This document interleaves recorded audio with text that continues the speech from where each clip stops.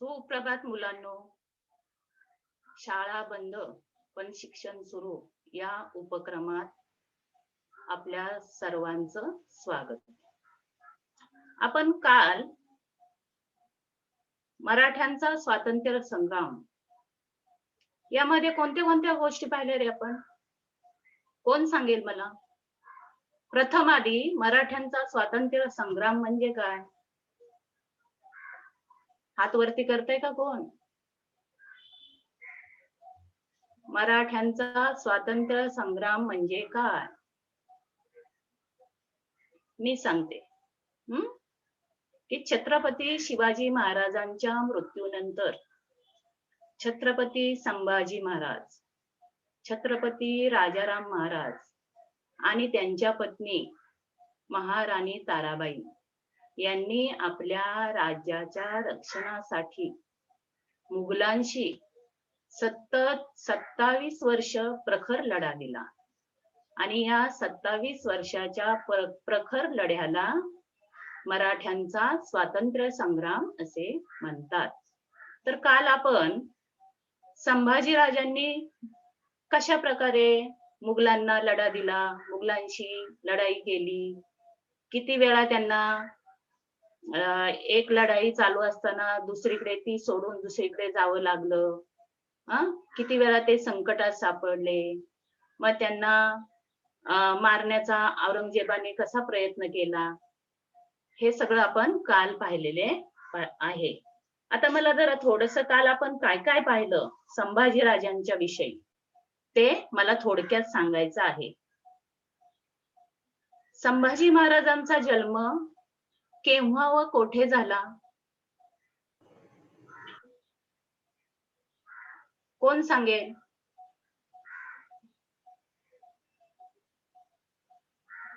Teacher, Sambhaji राजांचा जन्म 14 मे 1657 रोजी पुरंदर किल्ल्यावर झाला. बरोबर. 14 मे इसवी सन 1657 मध्ये पुरंदर किल्ल्यावर झाला. संभाजी राजांच्या आईचे नाव काय? सईबाई. सईबाई.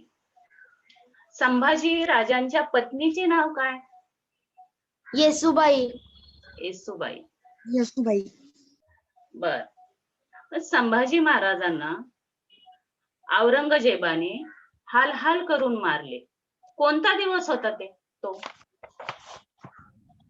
आठवतोय का तुम्हाला? काल आपण पाहिलं. कोणता दिवस होता? मी सांगते. 11 मार्च इसवी सन 1689 मध्ये. तर या संभाजी राजांच्या या बलिदानामुळे संपूर्ण महाराष्ट्र पेटून उठला होता. मराठ्यांनी मुघलांविरुद्ध संघर्ष अधिक तीव्र केला होता. कशा प्रकारे रे मृत्यू झाला त्यांचा? कोण सांगेल? वर्णन करेल का कोण? काल झालेलं आहे आपलं, सांगा. संभाजी राजांनी जेव्हा आपल्या महत्वाच्या सरदारांना बैठकीसाठी कोकणात संगमेश्वर येथे बोलवलं होतं आणि त्याने काय केलं? औरंगजेबाने कुणाला पाठवलं होतं रे? मुकर्ब खान याला कोल्हापूर प्रांतात पाठवलं होतं. कुणाला पकडायला? तर संभाजी राजांना पकडायला. आणि मग संभाजी राजांना पकडल्यानंतर बादशहाकडं नेलं आणि संभाजी राजांनी औरंगजेबापुढे आपला स्वाभिमान सोडला नाही आणि औरंगजेबाने त्यांना हाल हाल करून मारले आणि तो दिवस होता 11 मार्च 1689. हा आपण शेवटचा मुद्दा पाहिला होता. आता यापुढे आपण छत्रपती राजाराम महाराज यांनी कशा प्रकारे लढा दिला मुघलांशी ते पाहणार आहोत. छत्रपती राजाराम महाराज हे छत्रपती शिवाजी महाराजांचे द्वितीय पुत्र होत. त्यांचा जन्म 24 फेब्रुवारी 1670 रोजी रायगडावर झाला. छत्रपती संभाजी राजांच्या मृत्यूनंतर ते छत्रपती झाले. आता मराठ्यांचे राज्य जिंकून घेण्याचे आपले स्वप्न साकार होणार असे औरंगजेबाला आता वाटू लागलेलं आहे. म्हणून त्याने काय केलेलं आहे, रायगडाला वेढा दिलेला आहे. आणि हा रायगडाला वेढा घालण्यासाठी त्याने जुल्फिकार खानला पाठवले. त्यावेळी राजाराम महाराज व त्यांच्या पत्नी महाराणी ताराबाई तसेच संभाजी महाराजांच्या पत्नी येसूबाई व पुत्र शाहू हे रायगडावरच होते. येसूबाईंनी आलेल्या संकटाला धीराने तोंड दिले. त्यांनी असं ठरवलं की कितीही कठीण परिस्थिती निर्माण झाली तरी मुघलांना शरण जायचे नाही. असे ठरवून त्यांनी रायगडावर काही महत्वाचे राजकीय निर्णय घेतले. राजाराम महाराजांनी पहिला निर्णय त्यांनी घेतला, राजाराम महाराजांनी रायगडाच्या वेढ्यातून बाहेर पडावे आणि आवश्यकता भासल्यासच दूरवर जिंजीला जावे.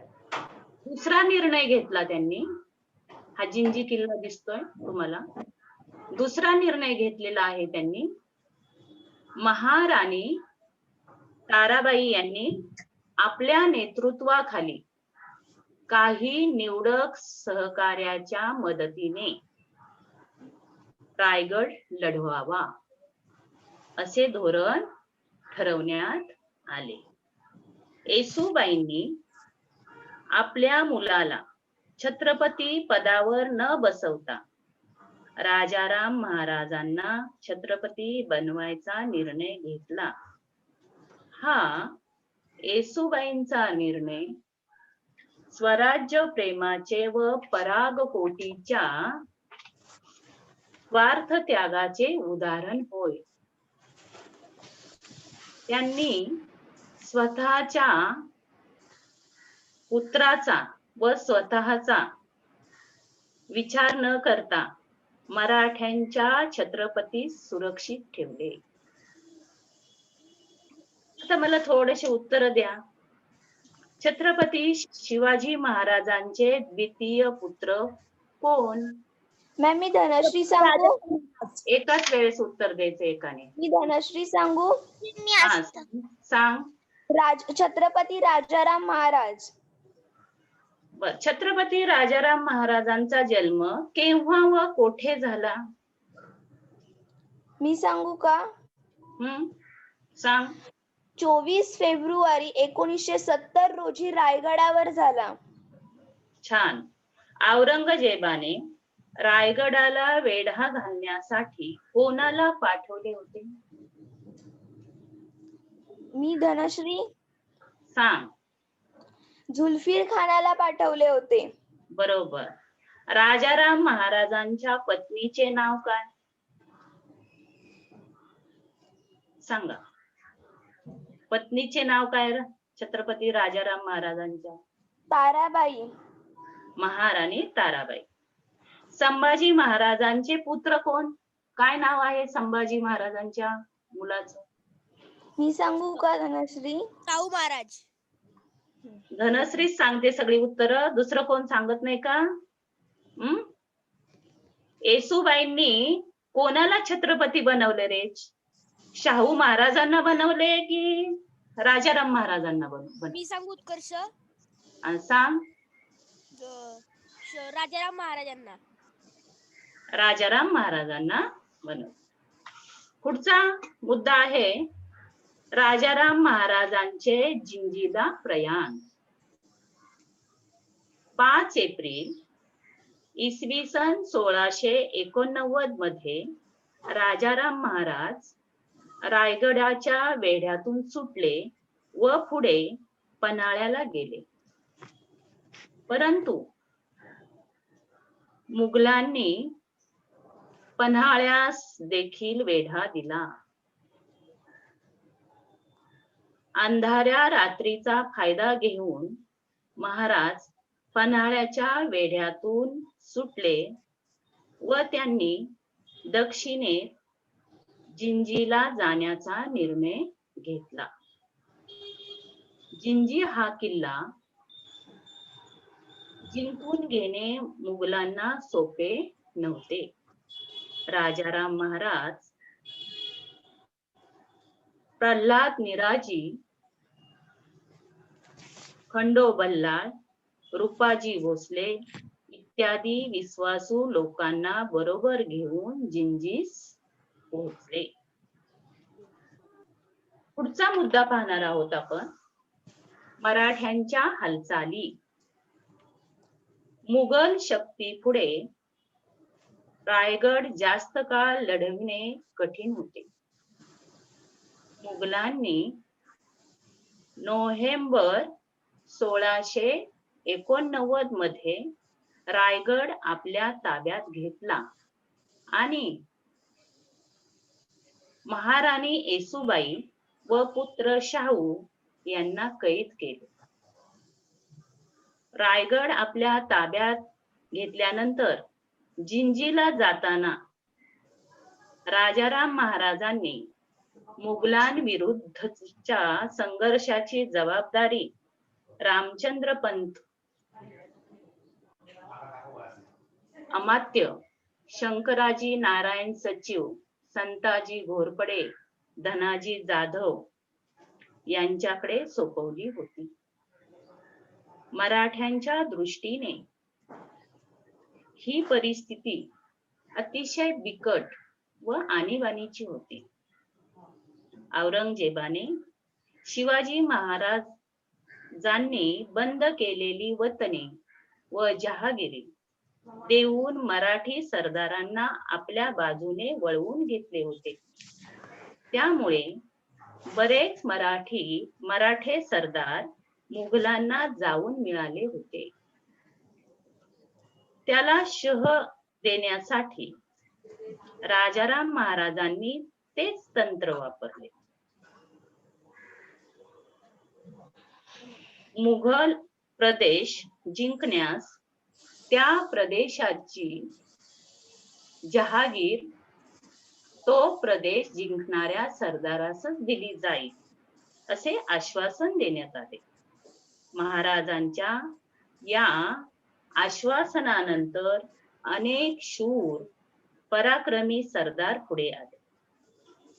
त्यांनी मुघल प्रदेशावर धडाक्याने आक्रमणाला सुरुवात केली.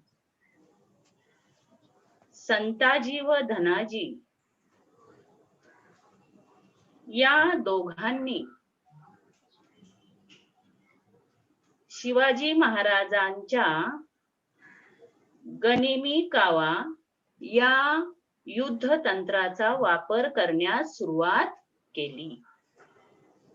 त्यांच्या अनपेक्षित हल्ल्यांनी मुघलांना आपल्या प्रचंड साधन सामुग्रीचा व अवजड तोफखान्याचा उपयोग करणे कठीण झाले.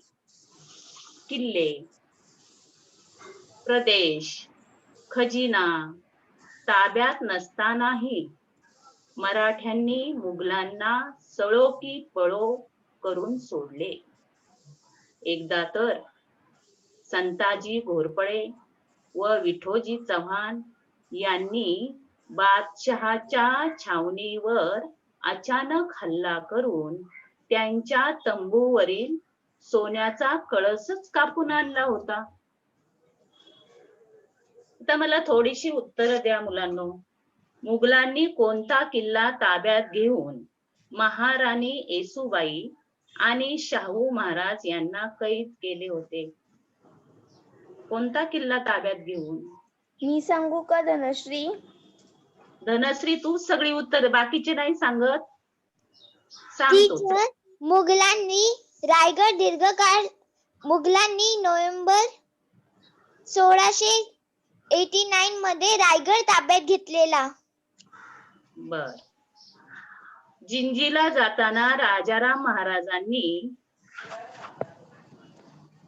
कोणावर जबाबदारी सोपवली होती संघर्षाची मुघलांविरुद्धच्या? कुणाकुणावर सोपवली होती सांगा. रामचंद्र पंत अमात्य, शंकराजी नारायण सचिव, संताजी घोरपडे व धनाजी जाधव छान यांच्यावर उत्तर. सोपवली होती. बरोबर. राजाराम महाराजांनी कोणते आश्वासन दिले, कोणते तंत्र वापरले होते सांगा. मी सांगू चिन्मयी? हा सांग. राजाराम महाराजांनी असे आव्हान दिले होते की जो सरदार मुघलांच्या प्रदेशातील प्रदेश जिंकून आणेल त्या प्रदेशाची जहागिरी त्याच सरदाराला दिली जाईल. बरोबर, खूप छान उत्तर दिलं. संताजी व धनाजी यांनी शिवाजी महाराजांच्या कोणत्या युद्ध तंत्राचा वापर केला रे? मी सांगू धनश्री? हा गनिमी कावा तंत्राचा वापर केला. हा बरोबर. मग गनिमी कावा म्हणजे काय रे, कोण सांगेल मला? मी सांगू चिन्मयी? हा सांग. गनिमी कावा म्हणजे लपून छपून शत्रूला काही चाहून न लागता सावकाशपणे सगळ्या हालचाली करणे आणि अनपेक्षितपणे युद्ध करणे. खूप छान उत्तर सांगितलं चिन्मयी. चला आता पुढचा आपण मुद्दा पाहूया. जिंजीला वेढा.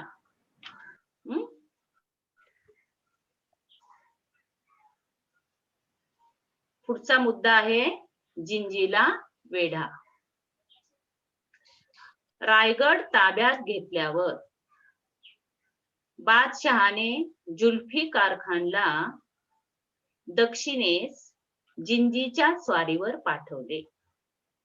जुल्फिकार खानाने जिंजीला वेढा घातला आणि त्याला फ्रेंचांची साथ मिळाली. छत्रपती राजाराम महाराज परत अडचणीत सापडले. मराठ्यांनी जिंजीचा किल्ला सुमारे 8 वर्ष निकराने लढवला.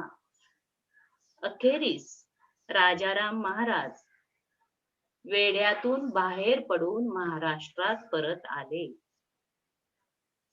राजाराम महाराज महाराष्ट्रात परत आल्यामुळे मराठ्यांचा उत्साह अधिकच वाढला.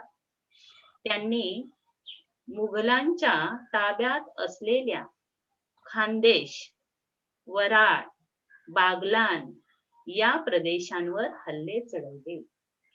राजाराम महाराजांनी आपल्या समंजस वृत्तीने व मुत्सद्दीगिरीने संताजी, धनाजी व विठोजी यांसारखे शेकडो मराठे वीर तयार केले. सततची धावपळ, खालावलेली प्रकृती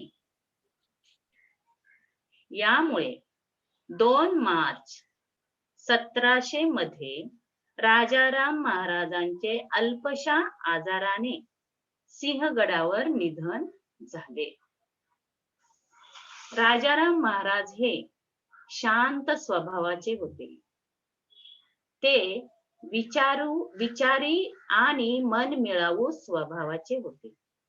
त्यांनी मराठी राज्यातील सर्व कर्तबगार माणसांना एकत्र आणले व त्यांच्यात एकजूट निर्माण करून स्वराज्यातील लोकांत चैतन्य निर्माण केले.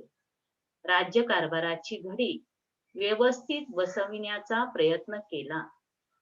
त्यात महाराज बऱ्यापैकी यशस्वीही झाले.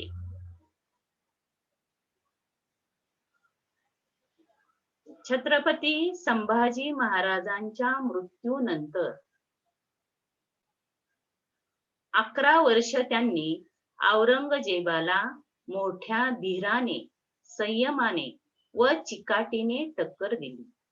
अत्यंत कठीण काळी राजाराम महाराजांनी स्वराज्याचे केलेले संरक्षण ही सर्वात मोठी कामगिरी आहे.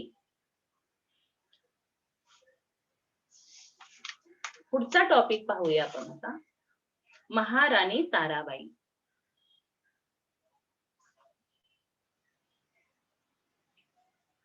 महाराणी ताराबाई यांचा जन्म इसवी सन 1675 मध्ये झाला होता. त्या छत्रपती शिवाजी महाराजांचे सेनापती हंबीरराव मोहिते यांची कन्या होत्या. तुम्हाला हंबीरराव मोहिते आठवतात का? आपण कालच पाहिलेलं आहे. त्यांना वीरमरण आलं तोफेचा गोळा लागून. संभाजी महाराजांची लष्करी बाजू कमकुवत झाली होती. ते हंबीरराव मोहिते आणि त्यांच्या ह्या कन्या. छत्रपती राजाराम महाराजांचा मृत्यू झाल्यानंतर औरंगजेबाला वाटले की मराठ्यांचे शूर राजे गेले.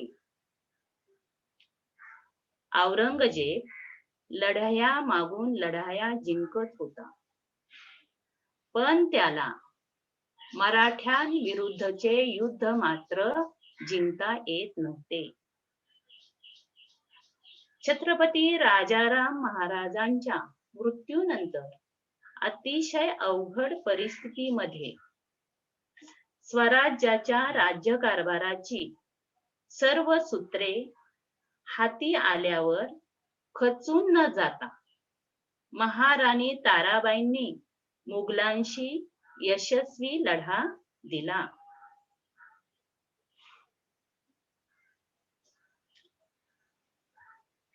मुघल इतिहासकार काफी खान याने महाराणी ताराबाईंचे वर्णन अशा शब्दात केलेलं आहे की महाराणी ताराबाई अतिशय बुद्धिमान आणि शहाणी होती. सैन्याची व्यवस्था आणि राज्यकारभार या बाबतीत नवऱ्याच्या हयातीतच त्यांच्या नावाचा लौकिक झाला होता. छत्रपती राजाराम महाराजांच्या मृत्यूनंतर महाराणी ताराबाईंनी आपल्या सरदारांच्या मदतीने अतिशय प्रतिकूल परिस्थितीत स्वराज्याचा लढा पुढे चालू ठेवला. औरंगजेबाने स्वराज्यातील सातारा, पन्हाळा यांसारखी ठिकाणे जिंकत मराठ्यांशी उलट डाव केला. मराठ्यांनी मुघलांच्या ताब्यातील मध्य प्रदेश, गुजरात या प्रदेशांपर्यंत मजल मारली. अशा तऱ्हेने महाराणी ताराबाईंनी लष्कराचा आत्मविश्वास वाढवला. त्यांनी मुघलांसमोर बलाढ्य सरदार उभे केले. ज्या मराठ्यांना यापूर्वी आपला प्रदेश सुरक्षित राखणेही अवघड झाले होते, ते मराठे स्वतःहून मुघलांच्या प्रदेशावर स्वारी करत होते. महाराणी ताराबाईंनी 7 वर्ष संघर्ष केला. इसवी सन 1700 ते 1707 स्वराज्याच्या कार्याशी स्वतःला जोडा. महाराणी ताराबाईंनी सगळा कारभार आपल्या हातात घेतला आणि त्यांनी सर्वांना संदेश दिला, स्वराज्याच्या कार्याशी स्वतःला जोडा. मराठा सैन्यातील शूर सरदार संताजी घोरपडे आणि धनाजी जाधव यांच्या मदतीने त्यांनी औरंगजेबाशी जोरदार लढा दिला. सिरोज, मंदसौर, माळवा येथपर्यंत मराठे सरदार मुघलांविरुद्ध लढू लागले. महाराणी ताराबाईंनी शिवाजी राजांचे युद्धतंत्र गनिमी कावा अत्यंत चांगल्या प्रकारात उपयोगात आणले. काफी खान असे लिहितो, राजा रामाची बायको ताराबाई हिने विलक्षण धामधूम उडवली. ती तिच्या सैन्याच्या नेतृत्वाचे आणि मोहिमांच्या व्यवस्थेचे गुण प्रकर्षाने प्रकट झाले. त्यामुळे मराठ्यांचे आक्रमण आणि त्यांची धामधूम दिवसांदिवस वाढत गेली. स्वराज्याच्या कार्याशी स्वतःला जोडा अशा या वारंवार सरदारांना सांगत महाराणी ताराबाईंच्या कर्तृत्वाचे वर्णन करताना शिव भारतकार परमानंदांचा मुलगा कवी देवदत्त याने म्हटले आहे, ताराबाई रामराणी भद्रकाली कोपली, दिल्ली झाली दीनवाणी, दिल्लीशाचे गेले पाणी, रामराणी भद्रकाली रणरंगी क्रुद्ध झाली, प्रयत्नाची वेळ आली, मुघल हो सांभाळा. याचा असा अर्थ आहे, मुघलांनो सळो की पळो, मुघलांना सळो की पळो करून सोडणारी ही रगरागिनी म्हणजे महाराष्ट्रातल्या कर्तृत्ववान स्त्रियांमधील एक मानाचे पान आहे. अशा प्रकारे छत्रपती शिवाजी महाराजांच्या पराक्रमाचा वारसा महाराणी ताराबाईंनी पुढे चालवला आणि मराठ्यांच्या या आक्रमक चढायांमुळे औरंगजेब हताश झाला. सतत 27 वर्ष मुघल मराठे संघर्ष चालूच होता. मराठ्यांचा पाडाव करणे मुघलांना जमले नाही. अशा परिस्थितीत इसवी सन 1707 मध्ये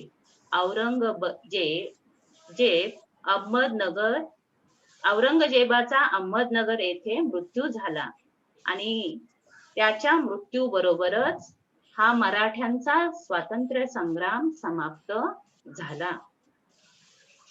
मुलांना तुम्हाला हे समजलं का? मराठ्यांचा स्वातंत्र्य संग्राम. हो. बरं, आपण एक स्वाध्याय आता की कर्तृत्ववान महिला. तर प्रत्येकाने एका महिलेचं चित्र चिकटवायचं वहीच्या एका पानावर आणि माहिती जमा करायची, लिहायची. सगळ्या महिलांची नाही, एका मुलाने एकाच महिलेची माहिती काय करायची, जमा करायची आणि लिहायची आणि अभ्यास पाठवायचा. हा एक आपला उपक्रम आहे, कर्तृत्ववान महिला.